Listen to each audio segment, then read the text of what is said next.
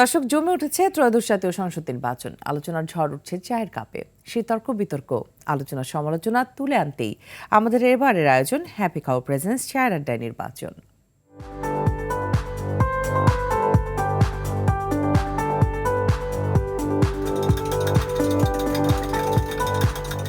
দর্শক, happy cow চায়ের আড্ডায় নির্বাচন এবারের পর্বে আমি আয়ুব খান যুক্ত রয়েছি আপনাদের সাথে।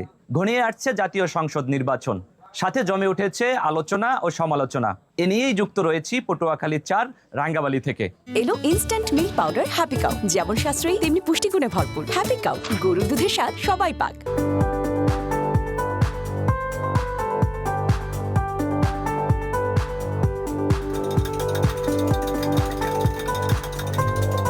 কলাপাড়া এবং রাঙ্গাবালী উপজেলা নিয়ে গঠিত পটুয়াখালী 4, কিন্তু এই দুই উপজেলার উন্নয়ন চিত্র দুই রকম।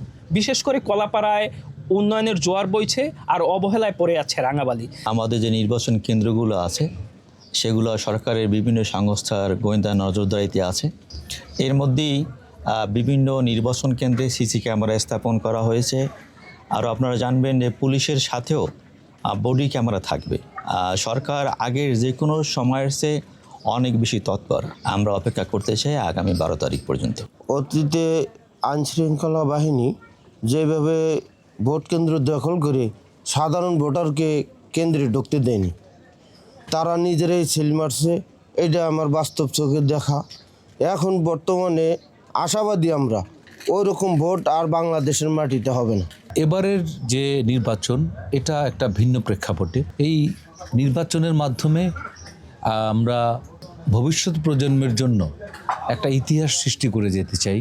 নূতন প্রজন্মের মানুষ যে ছেলেরা এখন যে ভোট দিতে পারে, ভোট দিয়ে দেশে একটা সরকার গঠন করতে পারে, এই আশা সবাই করছে। দর্শক, হ্যাপি কাউ চায়ের আড্ডায় নির্বাচন আজ এ পর্যন্তই। ভালো থাকুন, সুস্থ থাকুন এবং নির্বাচনের সকল খবর পেতে RTVর সাথেই থাকুন।